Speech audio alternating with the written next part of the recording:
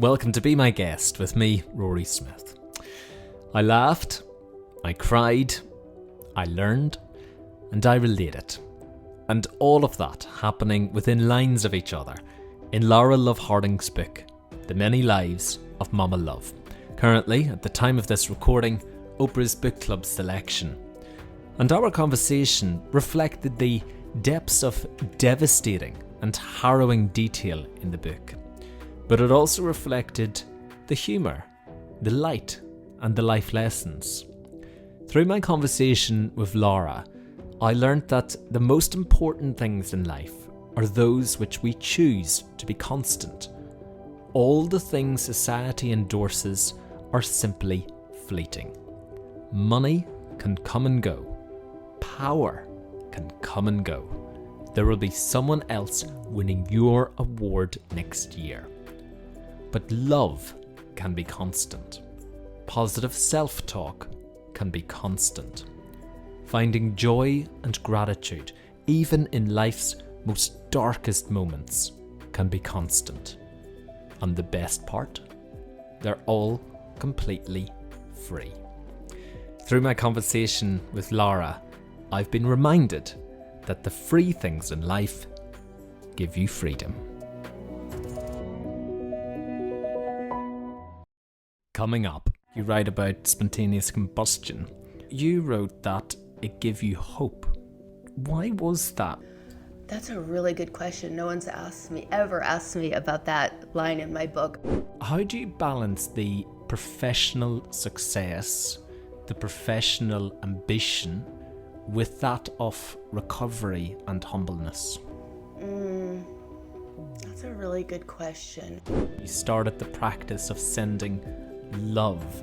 Why did you choose love instead of hate?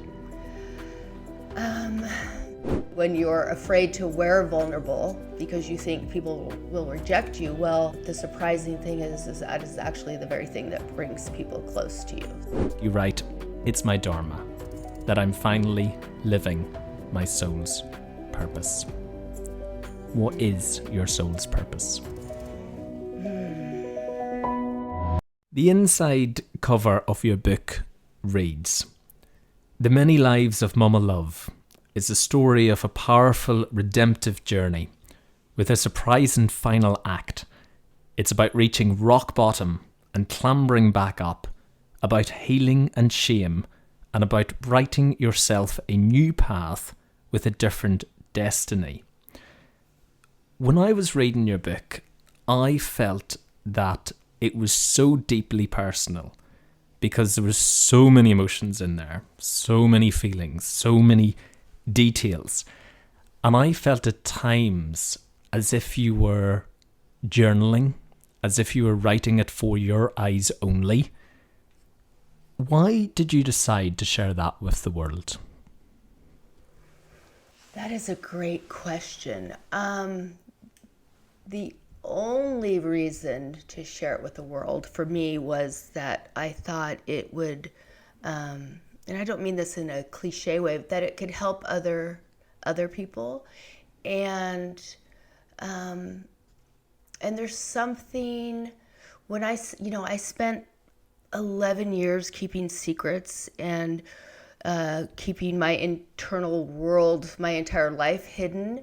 So for me, the only way I was going to do the book is if I could be really honest. And I'll admit there were moments, it was maybe 3 weeks before the book came out, and I had this, oh my goodness, what have I done? You know that feeling when you overshare with someone?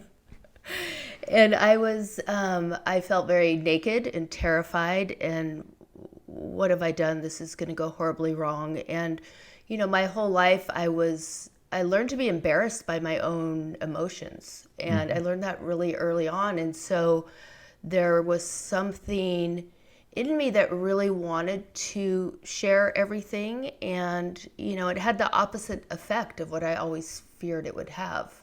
Mm-hmm. Did you worry about those closest to you reading it? Well, I let my 4 boys read it before the book went into production, right? Before it was too late to change anything. And that, my youngest son, Caden, who's featured in the book, was who I worried about most. But my oldest son, Dylan, when he read it, he's my most sort of analytical, black and white thinker. And he's a data scientist. He said, "Mom, I've always felt close to you, and now I feel even closer." And so that was this moment where I realized, like, I never had access to my mother's interior world. Like, I didn't know what she was going through or what she was thinking and feeling in any of her choices. And how much more understanding would I have if I had known, right? And I think that is one of the powerful things about memoir. When you're reading any book in the first person, so you are that person on the page, I think that hacks empathy and understanding in a way no other medium can do. Do you think your relationship with your parents played into how you felt as a child? Because you write about that in the book and you say, "I read the same books over and over, never having enough pages to fill the void.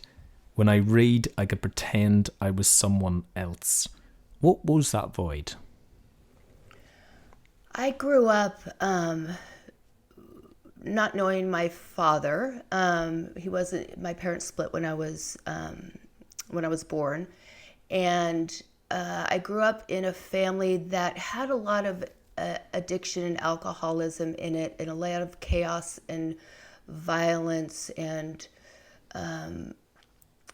books were my escape. They were my refuge. And so they were also a window into a world and stories that had logical beginning, middles, and end. And I craved that. And I didn't really understand what was happening in my home life, from an early age. And as a kid, I think growing up, and I did all this very quickly in the book because I wanted to make sure I wasn't blaming any of my life choices later on my childhood, but definitely books were my escape. They were my refuge. They were my window into other worlds and other lives.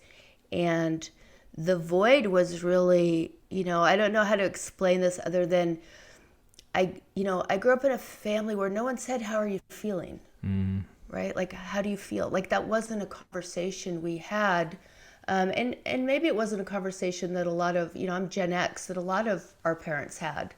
We were kind of on our own a lot and as a generation. But I think for me, it was when the world doesn't make sense and you're isolated and alone, you really internalize that. And I think that's what I did. But books were always my refuge. They were what saved me when I was younger, and they're what saved me as I'm older. I was interested as well because in the book you write about spontaneous combustion, and as a child that is something that I would imagine would scare a lot of children, but you wrote that it gave you hope. Why was that? Was that just another escape? Was that you could escape your thoughts, your feelings, your anxieties, and I guess in a way just disappear without hurting anyone? That's a really good question. No one's ever asked me about that line in my book. I think I was profoundly lonely as a child, or even for most of my life growing up, and with no language for that, right? No verbal language for that anyway. And probably depressed with no language or anyone to say what that was or talk about. It was very different. And no language to ask for help or to say I wasn't okay. And so I think that fascination at times felt like spontaneous combustion felt easier than life. And I grew up thinking everybody else got some kind of guidebook to how to live life except for me. It is like this terminally unique kind of thing, right? Like everybody else has it figured out and everybody else is okay. and I'm not okay. And that's what happens when you internalize everything, right? If you're never talking about it, you don't know that, oh my gosh, so many people feel the same way or have felt the same way or are experiencing the same things. And it was interesting to see that being carried into adulthood for you as well, because in the book you get to a stage where you had met your now ex-husband DJ in recovery. Your recovery was from pills. He had 2 young children from a previous marriage. You'd been a single mum for, I think it was almost a decade by this stage. And then you together had Caden. And this is sort of where it carries in, that same inner child is still there, because you bought the house in the nice cul-de-sac in California. And I remember on one page you wrote, it was perfectly perfect. But then further down on that exact same page, you wrote, I didn't know how to talk something through or express my deepest feelings. Vulnerable wasn't a look I was willing to wear. So why was there a sense that you had to put on a show, that everything had to be perfect? I think that putting on a show and everything had to be perfect started in childhood, and it's always interesting, like what our survival skills are when we're younger, which are tools that help us in many ways to get through life, how they can turn around and bite us later on. And I think that's just a fear I always had. Like if people knew the real me, they would run screaming, like it was just this need to play a role. And if I played that role well enough, it would be true. Because it gets rid of judgment. So you try to become a people pleaser so that everybody loves you, but the only person that doesn't love you is yourself. Exactly. And I think as a kid, I really assimilated to all my friends' families. I wanted to never be at home. I wanted to be at school, which is not healthy, but it made me really great at school and value education. And so I learned to really be whatever someone's particular parents thought I should be, right? Or wanted me to be. I could read those cues in people, and that meant I would be fed and I would be comforted and I would have connection. And I think all of it was just really a profound desire for connection with others, for real connection. And when you're pretending, it does the opposite of that. And when you're afraid to wear vulnerable because you think people will reject you, well, the surprising thing is that is actually the very thing that brings people close to you. So I think I learned this way late in life. Maybe other people or you learned it early on, but that was just it was it's something I'm still learning. And you only really know when it gets tested how you've learned it or healed that or doing it or coping differently. So it's been an interesting discovery process. And I guess in many ways it's that vulnerability. It's letting that guard down and saying, I need help, which throughout the book is a theme of your back then inability to do so. Was that because I'm buy the book, people. It's brilliant because I'm not going to give the full story here because we don't have 6 hours for this record. But sort of skipping through, was you eventually got into heavier drugs. You started to get into heroin. You began stealing, particularly from your neighbours as well. And the finer details are in the book. But I wanted to know, for a lot of people, and when you read that, a lot of people can't grasp why you would do that because there's a surface level of it. But what would you, in that madness of active addiction, what would you tell yourself to justify stealing from your neighbours? Part of what I would tell myself, and it is hard to explain, like I didn't not know right from wrong, right? And I think this is really, there's in America alone, there's 48 million people struggling with addiction right now. So it's not, you can throw a stone and connect with somebody who's struggling with this, or they love someone who's struggling with this.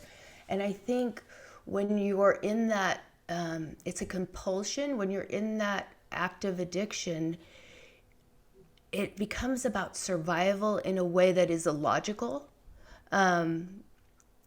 where you're doing things that are not who you are, and yet you can't stop, because for me, I know it was, okay, I just have to do this drug one more time or I'll die, and then I'll figure out how to not do it, right? Which doesn't make sense. But for me, knowing right from wrong and caring and loving my neighbors very much in my community, and being someone who not on drugs is, that is against every value that is actually truly me, to steal from someone, I think how I justified it was, I'm not really hurting them because, financially, it's just like this weird logic. Like, I'm actually not hurting them because I'm hurting the bank, and the bank doesn't care. Like, it was just weird little mind tricks you play to calibrate a moral compass that is still there. It is just frantically out of whack, I guess, is the way to explain it. I've never explained it that way. I have to think about if that's what I believe as I'm saying it out loud, but I think that's really what it is. Like, knowing this is not who I want to be as a mother. This is not how I want to treat people I care about, or even strangers, but still being in this compulsion and driven by this idea that, but if I don't, I will die, and then I can't fix it. It's circular logic, but it's a type of madness that is almost impossible to give language to, or a visceral feeling to people who haven't experienced it. And it's a horrible way to go about. It's a miserable way to spend your days, and you can't imagine any other way to spend your days when you're in it, even knowing it's miserable. Yeah, and it's interesting what you said there about because it's such a big thing to explain, especially for someone who's out the other side, to go back into that mindset. It's so difficult, almost impossible. But you said a word there. You said survival, and I think in all the times I've asked this question, I've got somewhere to getting a real answer this time. Because the word survival, and in recovery, people are taught to take it one day at a time. But when you're in survival, you're also taking it one day at a time. So it seems that even in the act of addiction, that you had to do whatever you had to do to survive that one day, to get through that one day. Yes. And just like in recovery, sometimes it's not one day. Sometimes it's an hour or a minute or a second. There is this, it is a horrible way to live. And the idea of living any other way is also terrifying and feels like you would die. So, yeah, it is a hard thing to describe in language. What is that survival? And I think also, it's hard to reconcile too, especially if you're a mother, when I would and I wrote this in the book, like, there's no moment in my addiction when I would not have thrown myself in front of a moving train to save my child or your child or any child, right? Like that, yet I couldn't stop because I love them. But I would have died because I love them. It is illogical to try and reconcile, but true. And it's true for every mother I've met who has struggled with addiction or substance use disorder. And I think sometimes people too equate like the feeling of getting high is one thing, which people do in various ways, right? Like the glow of a glass of wine, or even if they're doing, something, uh, being in the compulsion of active addiction where you can't stop even when you want to is different than getting high. And actually, I would say there is not a lot of getting high, that good feeling that goes along with the worst of active compulsive addiction. Getting high and getting numb are two different things. Yeah. Let's talk about your arrest. Pivotal moment in your book, pivotal moment in your life. And you say in the book, you write, "I can't pretend I didn't know it was coming. I used to imagine what I would do if they came for me." Why wasn't the thought of them coming for you enough for you to stop? What's ironic is I remember at that time, again, even in the mess, I couldn't put down my look good, right? Like my imaginary idea that somehow I was fooling everyone in the world, that I had it all together. But at specifically that, I remember thinking and being convinced that there's no way I can stop and ask for help, because how could I possibly be 30 days away from my children in rehab? Logical? No, because look how long I was away and what happened. But I really didn't see how that was feasible. Like, how could that possibly work? That could never happen. And being mindful too, you're not quite in your right logical mind, right? And you're fiercely guarding a secret. Addiction can be like, it's like having a secret affair, like you're hiding it and you're doing all these deceptive things to keep it a secret and protect it and guard it because of, whatever it's doing for you, whatever coping skill it's substituting for. So even knowing that, just like knowing I was hurting people I cared about, in that compulsion, you can't stop. And that's why there was a little bit of relief. And, it's always easy looking back, and connecting things and being grateful that I was stopped. And because maybe I wouldn't be alive if I wasn't stopped. When you were being arrested, it was a moment in the book that was a tiny pinprick in my heart compared to what you must have felt when you were being arrested in your own home with your handcuffs behind your back and your little boy coming up to you and you're unable to hug him because your hands are behind your back. How did that feel as a mother? Oh, it's still, I still feel it. It is not lessened in over 15 years. It is still the moment that brings me to tears. It's a moment that has haunted my dreams. It is this moment when you can't escape reality, and the collateral damage in that moment, it was like not just sobering because I was in handcuffs in the police, but it was like this veil of pretense that somehow I'm justifying everything and it's somehow okay, was gone. And the pain of that moment of not being able to comfort him, and despite the fact that I was being arrested, he had never spent a night away from me. He needed his arm, he was at that stranger danger age. He was about to turn 4. He needed his arm scratched. He held it up in the air to go to sleep. And suddenly I'm telling him these strangers are pulling him into a sedan. I'm like, they're friends. It's okay. I was trying to make it okay, and it wasn't. And it was really a moment where it felt like I split from my body, and I was kind of just watching it happen, because it was so painful and my worst nightmare.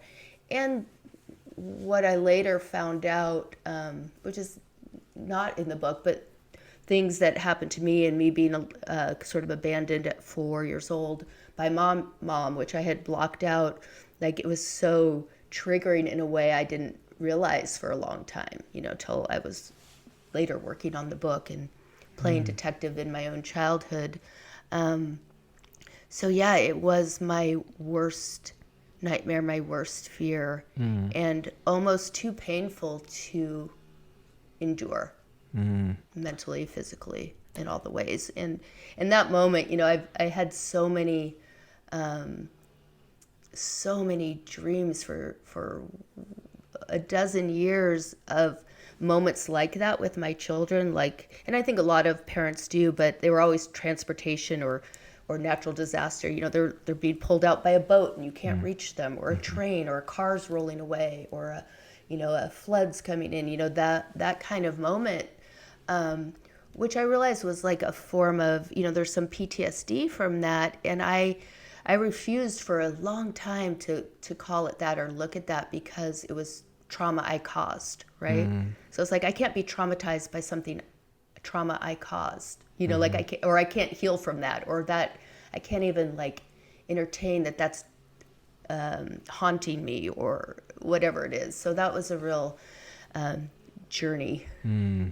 Did you have feelings of regret in those moments, or was it all too quick for even that? In those exact moments, I had a lot of pain. I was, what followed that was I was suddenly in the back of a police car, and I just remember crying and just begging him to tell me where my son was going and who he's going to be with and what was going to happen. But I had a long year of, well, maybe not a year, because I started doing some work to stop my mind, but I had long months of ruminating and regret, and if only I had done this. And if, it's like with anything like that, when people are like, oh, if only I turned left instead of right, I had asked for help when that person knocked on my door, or my friend, like all of the things, all of your, there was nothing but time to review all of my questionable life choices after that moment. But in that moment, it was just pain and chaos.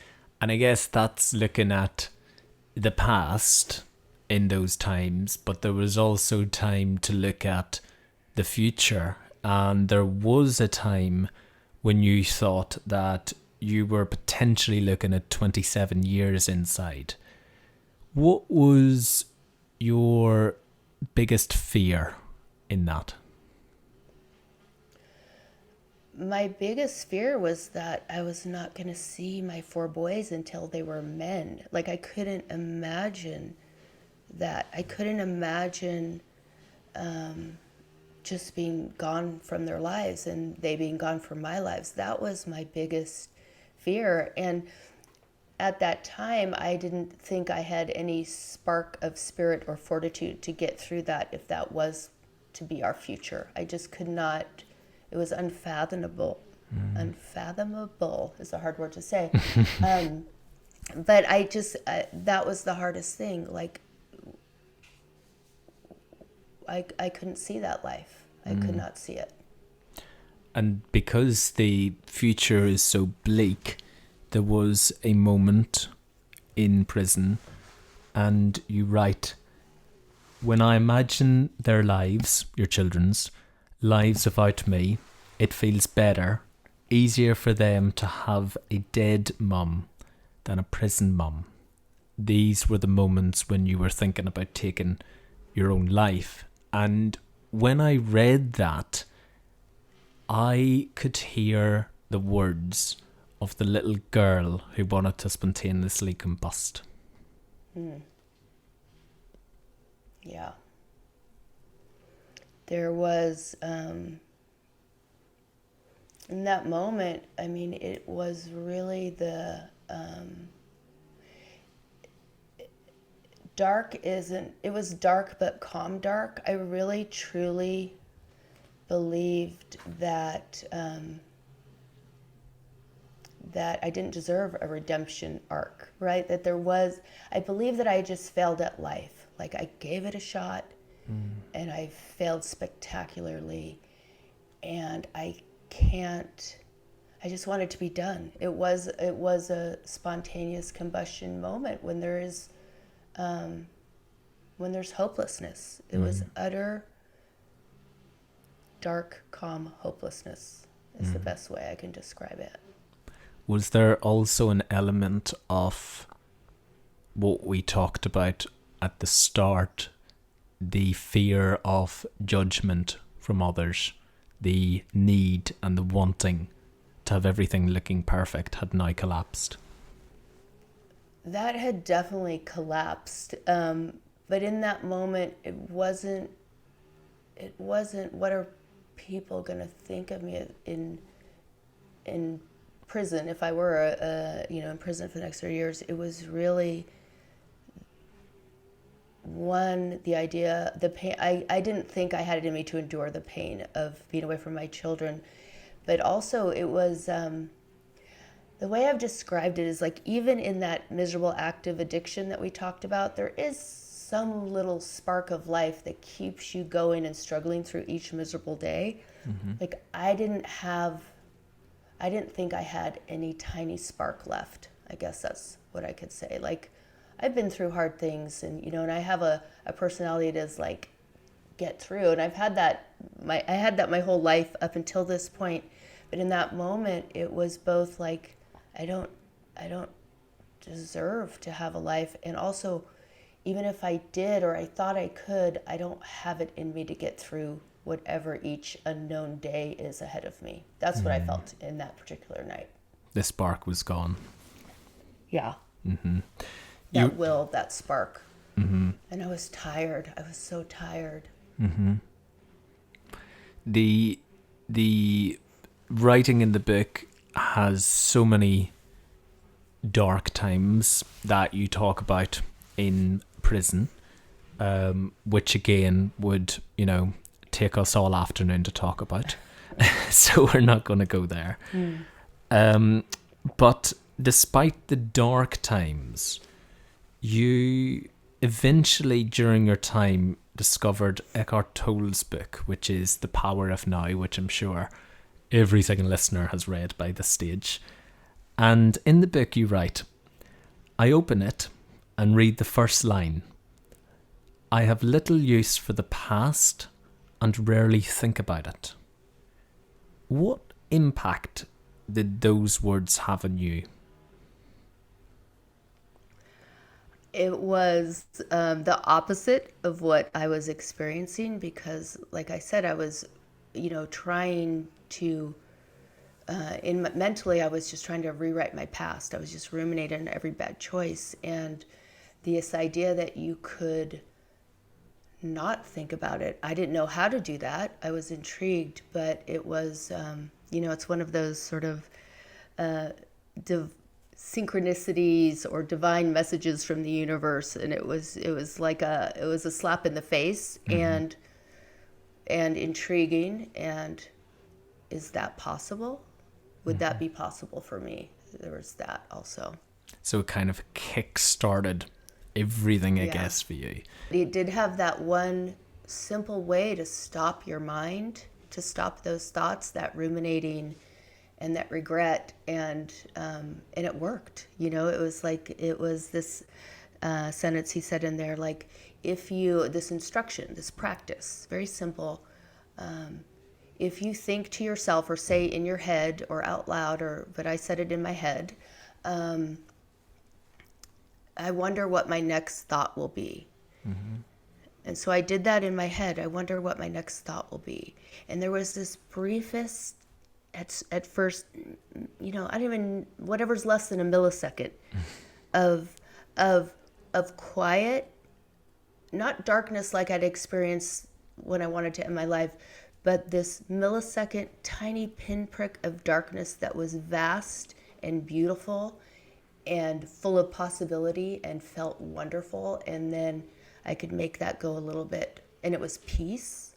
Mm-hmm. And that was the beginning. And it was like, oh, I could make that go a little longer and longer. And I always tell people, like, jail, prison, wonderful way to learn to meditate. There are definitely gentler, easy ways to do it, but it is a great place to do that if you're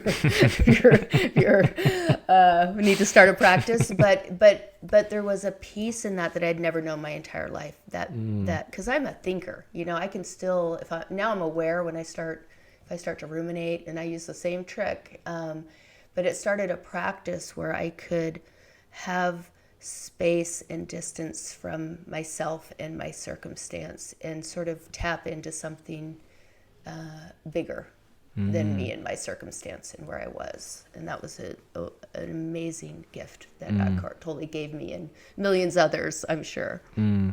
Because when I was reading, and when you said that you felt freedom for the first time in prison, and I was very confused by that, because surely that's the most restrictive place with zero freedom. But now I get it after your explanation. That is the freedom that you felt, that millisecond that you spoke about was the freedom that you were seeking your whole life, and you never had until that moment. That's the freedom. Exactly. I get it. And I don't, people can create a prison out of anything, right? And a lot of times it is coming from our own mind. It's like I'm trapped in this job, or I'm trapped in this relationship, or I'm trapped, or whatever it is, or with whatever less criminal addiction they're struggling with, or dependency. So I think it always starts and ends with our own minds. And there's many amazing spiritual teachers who can articulate that better than I can, but that was what that freedom was. It was just a sense of peace. And that was an inner peace that it sort of led you on to, during your time sending love out to the world. And I know this might sound a bit crazy to people when you don't read the context of it in the book, because it totally makes sense when you read it.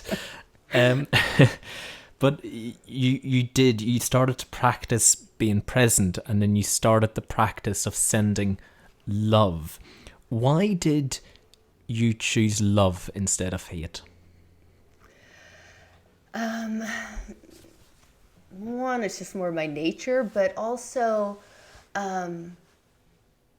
I was going to courts where like prosecutors were angry at me, and people and my neighbors were angry at me, and my community was angry at me, and everything that I had created to make up who I was stripped away. Like I was just me, and I didn't know who that was, but this practice of sending, love and light towards the prosecutor who's glaring at me like I've, and I'm never been violent in my life, like he just was sending so much hate at me that me sending hate back is not going to do anything or make the situation better. And really me sending love and light might not make the court situation better, but it made me feel better and my experience of him feel better. And it's a powerful practice. It is, I won't say that I haven't used that in lesser stakes things in my life when I'm having difficulties with people, but it's a perception shift, and it's just a different approach, right? And through my whole process, there was a point where I said, I'm going to believe that everybody against me is on my side. Everybody that feels like they're in opposition, or we're working towards different aims, like take my son away or get my son back, I'm going to choose to believe and operate from a place that we're all on the same side, and we're here to support, and I'm going to communicate that way. And, again, it tends to change reality a little bit. And I mean, I don't mean to get all woo-woo. This is not a woo-woo thing, but I think there's probably some real neuroscience to that also. But it's just, if you have a choice, it's just that it's the better way. It feels better.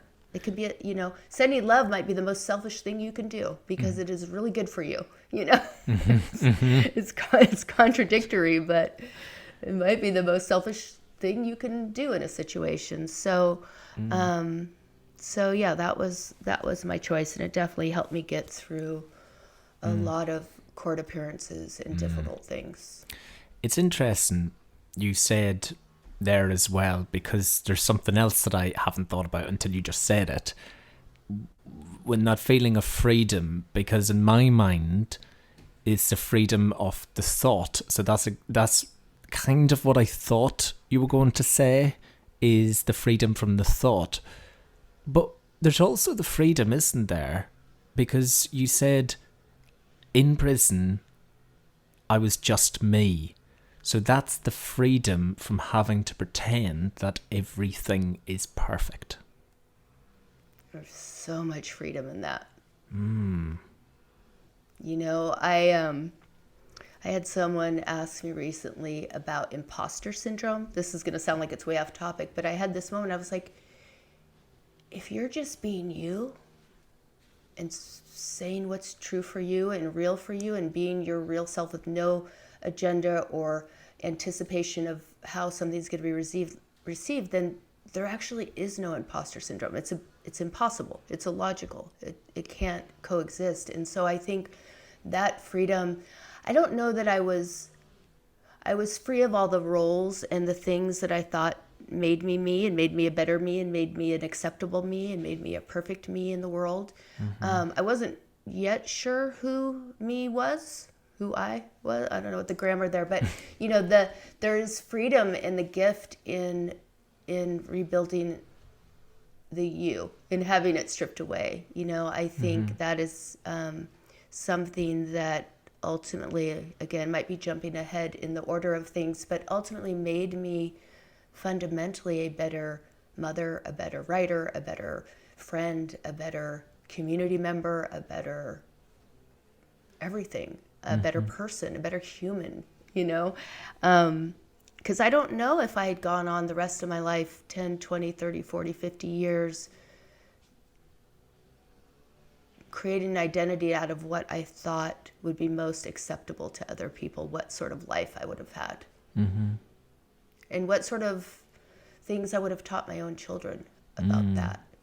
And what sort of legacy, generational things I would have passed on to my children. So I feel like in my family lineage, I kind of like stopped a train. I got run over by the train, but I stood back up and I turned and I do really feel like I stopped something for my children and their children, should they have children, and on and on. So, I don't know, that might just be a grandiose way of making sense of really messing up, but it feels true. I actually believe that. But almost every single thing that I ask you in terms of how you move forward, it always comes back to your children, I've noticed. Yeah, I do get asked how I didn't give up a lot, and the why answer is easy. I was, the only thing I've done perfectly in my life is make my children feel loved and love them, even with the imperfect circumstances, and as illogical as that may seem. But that was my why, and that was what I was fighting to get back.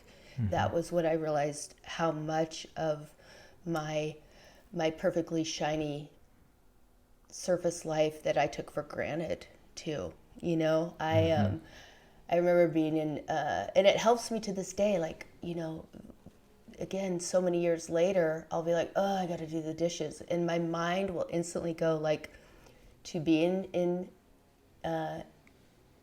Blaine Street washing the dishes for an entire prison population, and thinking, oh, if only I could just wash my own dishes for my own family, like how beautiful that would be. And so now whenever I'm like, I gotta sweep the floor, I go right back to cleaning the jail or cleaning. All I wanted was my own sink to wash dishes in, you know? And there's so much gratitude, you know, it's, again, there's better ways to learn a gratitude practice. But for me, I'm someone who likes, I guess, is wired to learn things the hard way. And, but yeah, it's always been for my boys. And, you know, I'm completely 100% biased, and they're just amazing humans. And, you know, I know nobody has children or becomes a mother or even grows up thinking like, someday I hope I go to jail, or I want to be an addict, or I hope, you know, I'm my children's college essay topic or their resilience story. Like, that's not what you want, but it's part of our family story. And I've worked really hard to add addendums to that story, you know, over the years. Like, yeah. So someday they'll be like, great grandma did this, but also this, you know, like that's the thing that's in my mind, you know, when, yeah, I went to jail, but look, Nelson Mandela's last book, there's my name, you know, like I'm adding to that future story because I do stories, you know, that's what I do. So I do enjoy that part of it. Do you know what, Lara?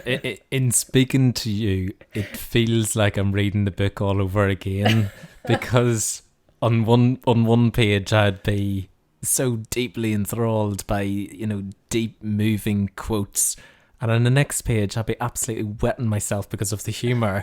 And this is exactly, it's you, you've put you in the book. And it's so interesting what you're saying there about gratitude, because that's something that I picked up on as one of the themes as well in the book, because I loved it when you wrote about, there was a time when you were heading to court and you would look at your handcuffs and they were in front of you rather than behind you, and you found gratitude in that moment. And there was another time that you write about the smell of oranges in the cell block, and another time that you marveled at the creative ways that one pot of warm water can be used in jail. And it took you to those moments to find gratitude. Is that something that you still practice today, to find those little pieces of joy? I definitely practice that today, and I practice gratitude. You know, it is the best cure for a downward spiral. Like when you're having a bad day, or life's falling apart, or you feel like it's falling apart, or things are just chaotic. It is, you know, I don't have a regular, like, I'm going before bed, I write. I wish I was that disciplined to write down 3 things I'm grateful for today. I did that in the beginning. You know, I had little things like that. But I definitely catch myself. I'm aware when I'm not in gratitude. You know, like I said, when I'm like, I gotta sweep the house or something. I catch myself really quickly now. And it does kind of help any bad day I've found, or any bad moment. You know, it's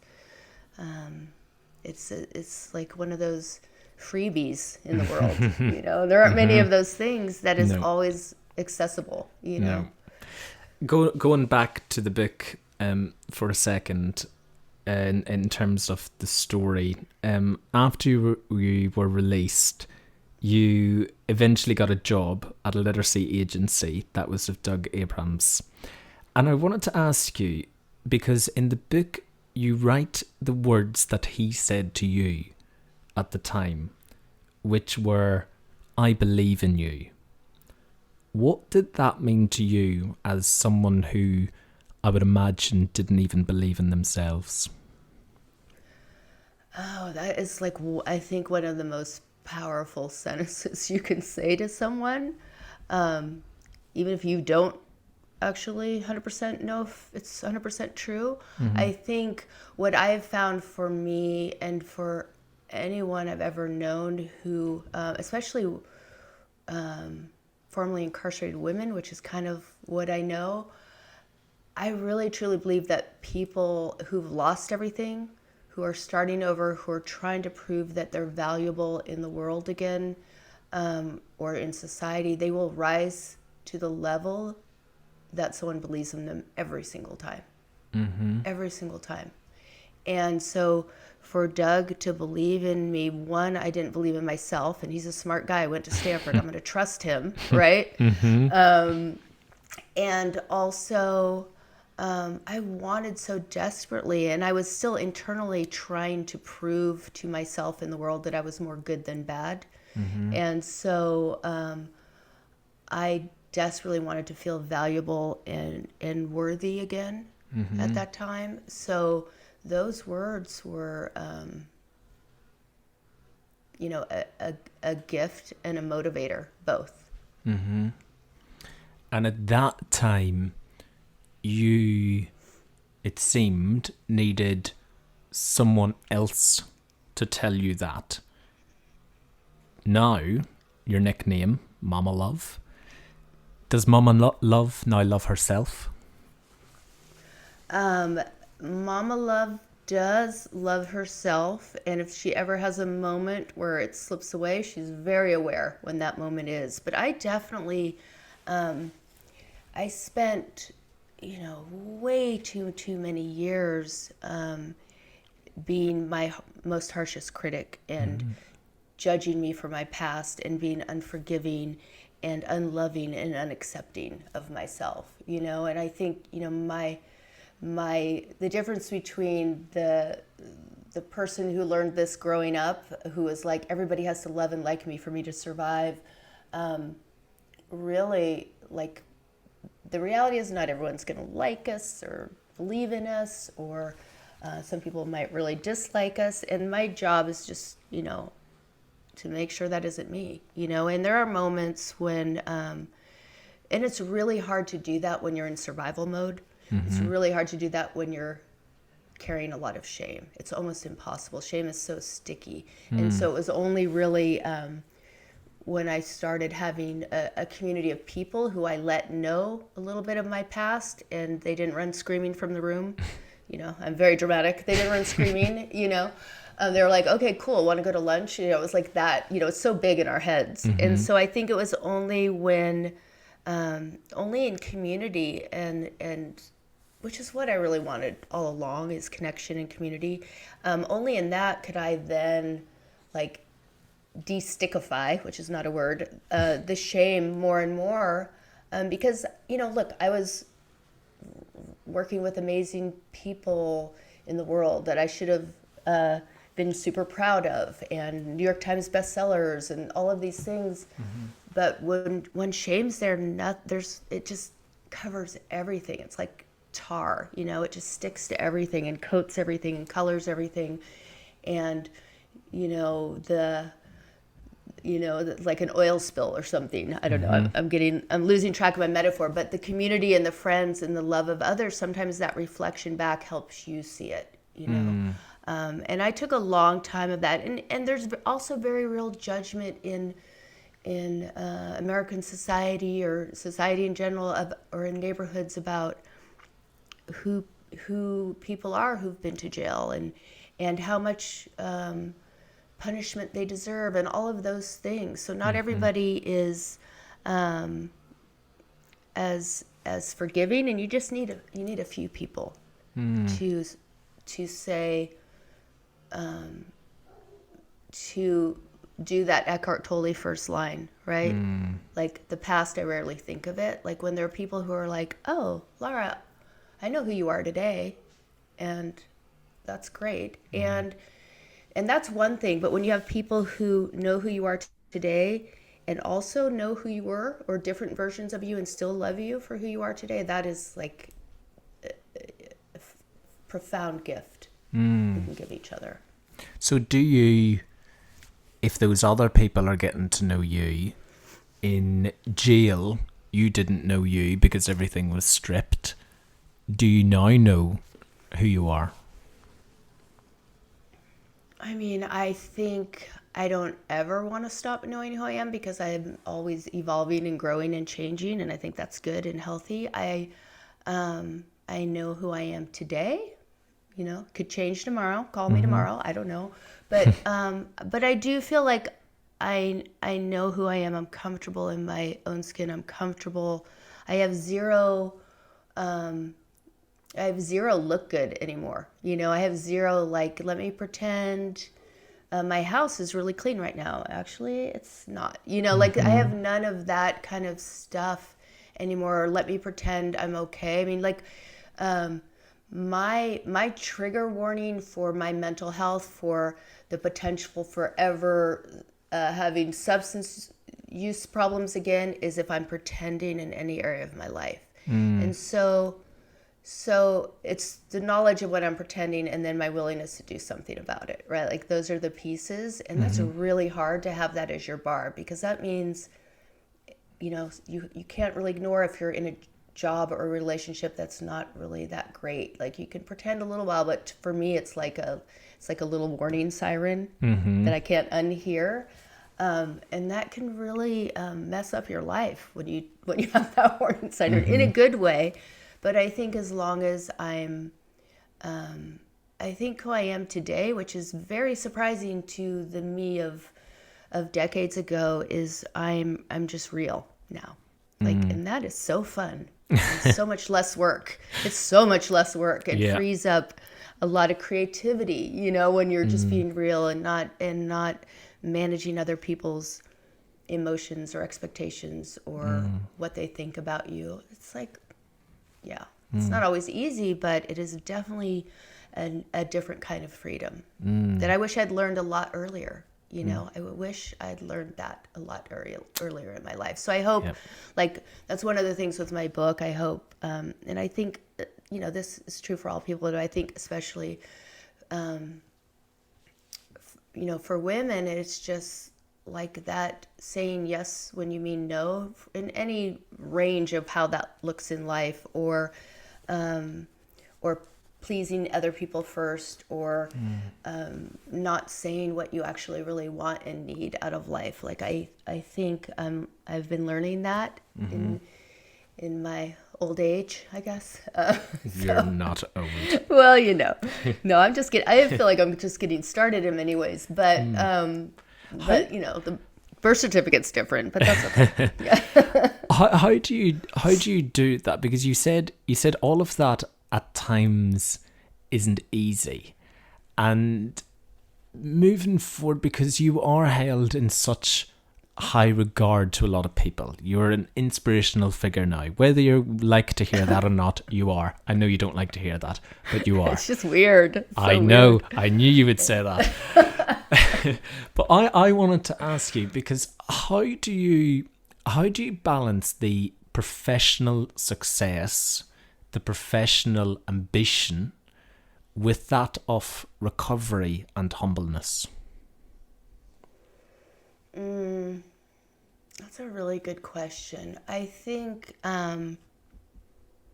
it's just perspective, like even like the amazing thing of having, my dream come true, like on my checklist since I was a kid, not because I went to jail or not because of anything, but just as someone who wanted to be a writer from a really young age. And that was my career, like having Oprah pick my book written by me, like, that's if that didn't happen, that would be like a deathbed regret, right? Like, that's how I frame things.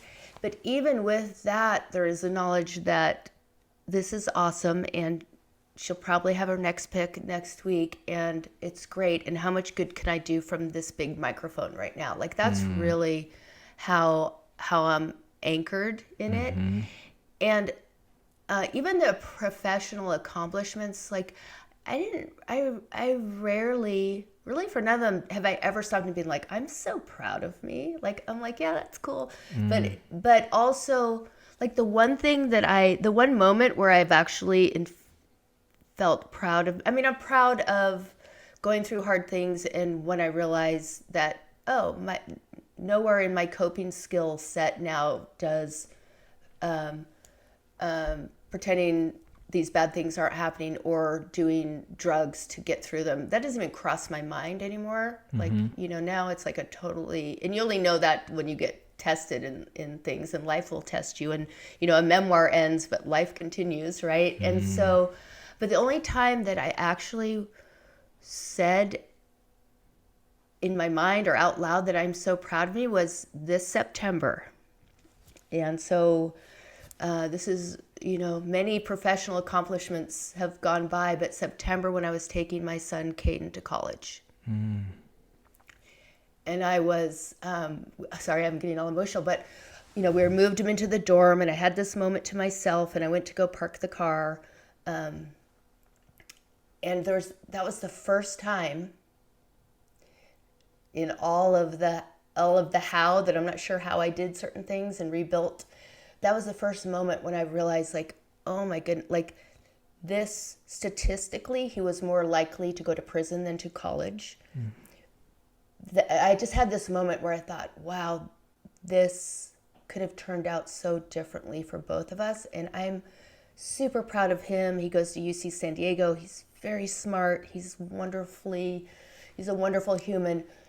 But I was like, but I'm really proud of me.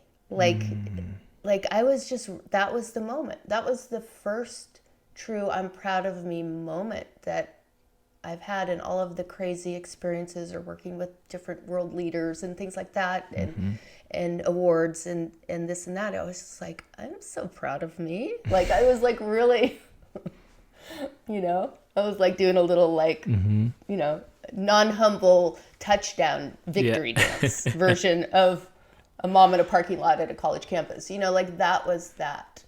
Because not only, it was just like, it was the end of a story that could have ended differently. Very differently. Yeah. And I'll end on this. I wanted to tell you and share this with you that when I set up this podcast, it was in January of this year, and it was to give a platform to people just like you. And I wanted people to share their stories because I wanted their stories to have that hope that maybe it could in some way enrich a life, change a life. And after a lot of experiences working for other companies throughout my life, and some of which were completely against my values, professionally and personally, and after a lot of soul searching, I then decided to put into the world exactly what I want to do, which is this and this podcast, to shine a spotlight on the people that I think will affect other people's lives positively. And I've never read anyone's company mission statement as close to mine as yours. Because in your book you write, in 2022, I leave to start my own literacy agency. I name it True Literacy because I want to create something wholly true to me, to my vision for books and stories that will make the world a better and kinder place for everyone. It sounds a little cheesy, but I think, as the Dalai Lama would say, it's my dharma, that I'm finally living my soul's purpose. What is your soul's purpose? My soul's purpose is to do just that. I think, I think I was given a gift, whether it was a gift of childhood trauma or a gift that I was born with genetically in my lane, which is books and stories and writing, and the ability to help other people who have that dream and to share my gift with their dream and their gifts and bring their story to the world. I think what we probably share is that ordinary people with extraordinary stories, bend. But I love making people feel through story and to laugh and to cry and all of those things. And I think, each of us has our gifts and our purpose and those things that we're doing that feel like incoherence, which is what you're describing, and like what you say, do, and think all line up. And that's how I want to live my days. And that's what I want to like work for, and something that feels valuable and worthy and in service to others. Again, could sound cheesy and Girl Scouty, but also selfish, because nothing feels better, right? And then being in service to other people and connecting in that way and being an invitation. Like, I think of my book as an invitation because I get a lot of messages where people are sharing their secrets, right? And but that invitation to step outside of their story, you know? So there's an invitation to do that, and to also, you know, when I think about that, that night when I thought like I had just failed at life, like I had no idea what was possible, right? And I think anybody who's in a hope is like a real thing. You know, it sounds squishy, but it is like a real lifeline to people. And I think that's the stories of hope and resilience and everyday people surviving and doing more than surviving. Like, I love those stories, and I think that is part of my dharma and my soul's purpose, is to bring those stories to the world in my lane, which is what I could do in books and writing and words. And you know, I love that you're doing that in your lane. Like, you have, I could never be a podcaster because I don't have such a great British voice, which makes everything more profound and meaningful, I will say. An Irish voice. Irish, sorry. Oh gosh. Oh my God, you can edit that out. Be sure to edit that out. It's going to offend people and you. But it still is like a black and white photo, though. It sounds meaningful, right? And I think that there is so much of that meaning that people want, in that sense that there's more to life than whatever circumstance they're in, and I love, you know, being a little way into that for some people.